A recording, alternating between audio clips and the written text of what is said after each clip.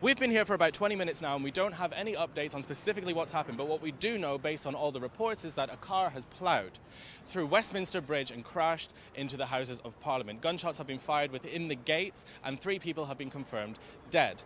I don't think this is any surprise to anybody watching this.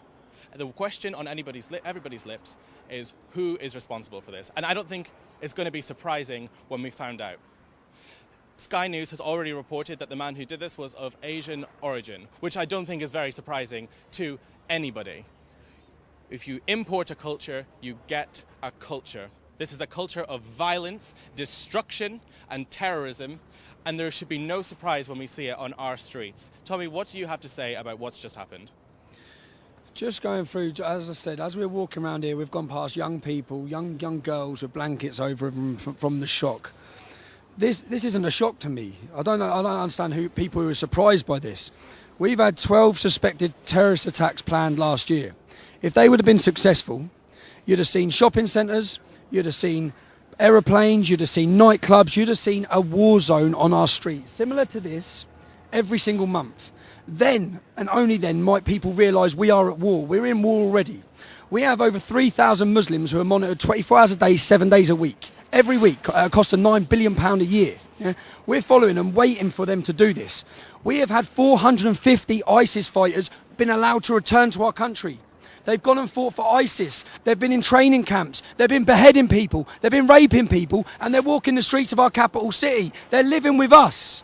Our government have failed us. Don't come out and act all strong on this, Home Secretary, Theresa May, because you haven't been strong. You've been weak. You've showed cowardice. Okay? You're very quick to label this as a foreign terrorist. Because my head is not up my arse. Yeah? My head is not up my arse. This is an Islamic jihad attack. The man that done this would have either been radicalised in a prison or he would have been radicalised on the streets of the UK with full knowledge of our government and our security services. They will know who he is. Do you have information that no one else seems to know? Yeah, mate, I have information that shows there was 4 terrorist attacks last week in France. 4 in France. There was 12 planned last year. Driving your car like this man has done is exactly what the Inspire magazine, which is Al Qaeda's magazine, which was downloaded by 50,000 British Muslims last year. 50,000 British Muslims downloaded a terrorist manual in our country. 50,000, not 10, not 20, 50,000 people who want to see exactly what you see there. That's what they want.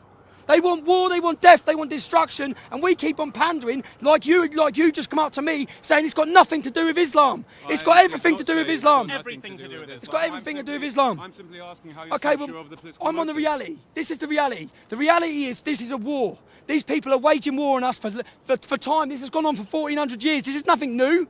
And the whole time while this goes on, police leaders or political leaders want to invite more. They want to invite more.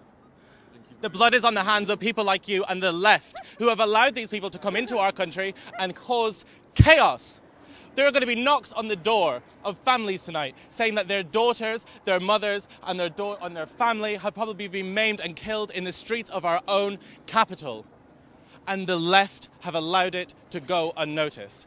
And we have people like this laughing hysterically. Is this really a time to laugh? There is a fucking terrorist attack.